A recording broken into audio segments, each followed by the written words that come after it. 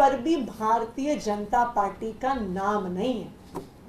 लेकिन election commission of India कहता है कि अगर आप तानाशाही की बात करते हैं, this is a criticism of the ruling party.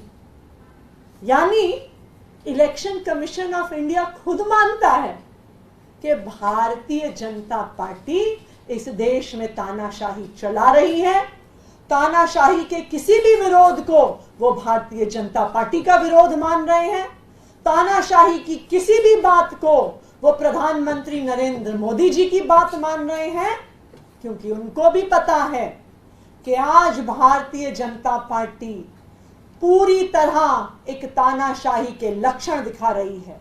जिस तरह से ईडी और सीबीआई का प्रयोग करके विपक्ष के नेताओं को जेल में डाला जा रहा है, जिस तरह से कांग्रेस पार्टी का बैंक अकाउंट सील किया, और जिस तरह से अब आम आदमी पार्टी के प्रचार को रोका जा रहा है, ये साफ साफ दिखा रहा है कि आज इस देश का लोकतंत्र खतरे में है और आज भारतीय जनता पार्टी ने इस देश को तानाशाही बना दिया।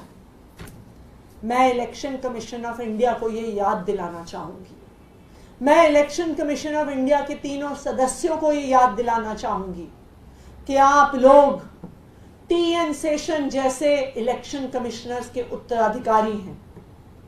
टीएन शेषन जी को इतने सालों बाद भी याद किया जाता है क्योंकि उन्होंने भारत में फ्री एंड फेयर इलेक्शंस को एक नई ऊंचाई पर पहुंचाया।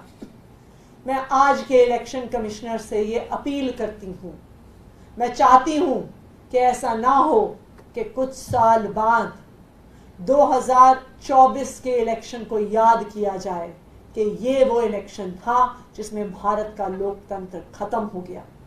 ये वो इलेक्शन था जिसमें election commission of India neutral नहीं रही। ये वो इलेक्शन था जिसमें election commission of India Bharatiya Janata party का एक राजनीतिक हथियार बन गई, और ये वो इलेक्शन था जिसमें भारत का चुनाव पाकिस्तान का चुनाव बन गया। तो मैं इलेक्शन कमीशन ऑफ इंडिया से ये अपील करूंगी कि जो भारतीय जनता पार्टी रोज आचार संहिता की धज्जियां उड़ा रही हैं, उस पर भी ध्यान दीजिए, और विपक्ष का प्रचार रोकने का जो आप काम कर रहे हैं उस काम को बंद कीजिए। धन्यवाद।